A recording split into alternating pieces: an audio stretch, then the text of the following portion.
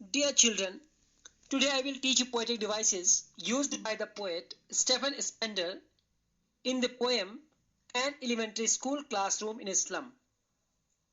Stephen Spender writes in a simple and clear style, which is dominated by the use of similes, metaphors, symbols, and images. The poetic expressions have enhanced the beauty of the thought of the poem. Spender does not make use of regular rhyme.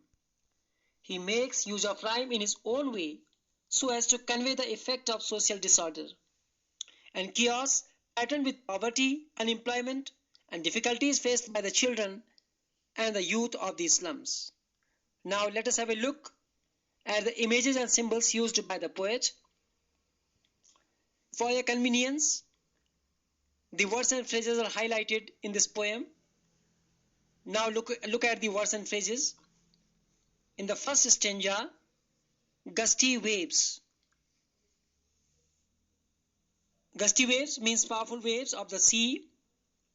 The poet has created an image of exuberant and energetic world of civilization to convey the idea that the children of the slum are very far away from the world of civilization.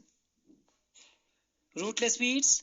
This image is created that the children are like rootless weeds. Like rootless plants, they have no existence, and like weeds, they are also discarded from the society. They are unwanted in the society.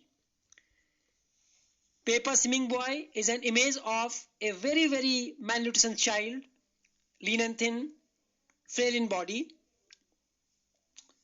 Twisted Bones is an image is created here to tell us about the diseased bones of the children. Sour cream walls. Sour cream is dirty color which convey the image of dirty walls of the classroom, the unhygienic condition of the classroom. Shakespeare said in the second stanza, Shakespeare said tell us about the learning, academic excellence, but it is just contrary to the situation of the children. Shakespeare was the man of learning, and the children are living in a very ignorant world. Tireless Valley. Tireless Valley is the valley of flowers. It is full of beauty, but it is just opposite to the situation of the children. To create a contrast, the poet has used this image. Open-handed map. It is an image of the world of civilization. The map is full of the development and progress made in the civilized world. Ships and sun represent wealth and power. Crammed holes create an image of the living conditions of these children. They have not proper settlement. They live in improper settlement, like insects live in holes. Bottle bits on stones. The condition of their spectacles, the glasses that they wear, are mended and made of broken glasses. Gold sands, the sea beaches where children move freely in the civilized world. An image is created here to create a contrast between the civilized world and the world of the slum. Now another poetic device is used by the poet.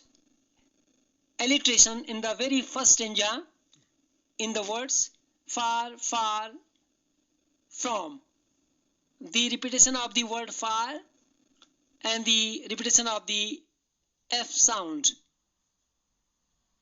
Surely Shakespeare, the repetition of the consonant sound S in third stanza.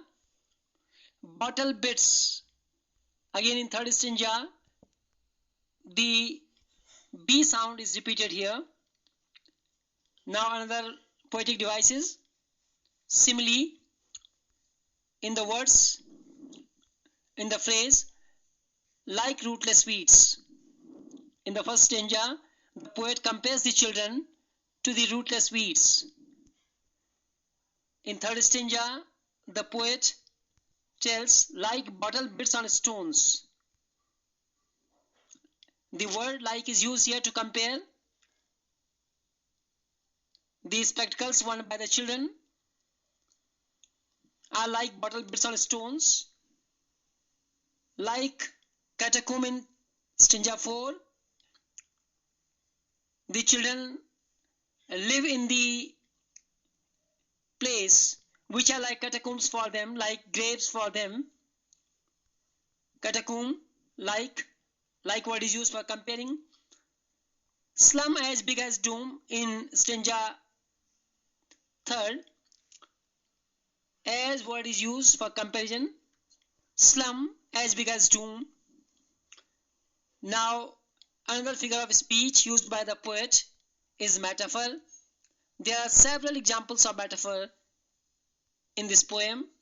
First stanza, rat's eyes, father's gnarled disease,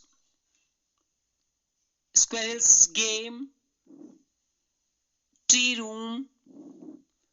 You must know that metaphor is when we don't compare the things with the words like and as, we directly compare things without using these words. Rat's eyes means searching eyes. The poor children, they are hungry and they are looking for food, like rats look for food with their moving their small eyes. Father's gnarled disease, squirrel game, tree room. Tree room, the hole in which squirrel live in the tree, that is called tree room here. Squirrel game, the child imagines about the squirrel going up and down. Open-handed map represent civilized world. Future painted with fog. Fog tells us about the uncertainty of life. Fog painted with future painted with a fog. The future of the children is very bleak. Lead sky, cramped holes. Cramped holes represent the living places of the children. Slag heap, the place where they live is full of dirt. Slag heap, where skins peep through by bones. The children don't wear they remain naked because of the impoverished condition. They don't have proper clothes to wear, therefore they wear their skins. Spectacles of steel, let their tongues run naked into books. And white and green leaves open, it is for to give them freedom and to give them opportunity of education. So these are the metaphors used by the poet.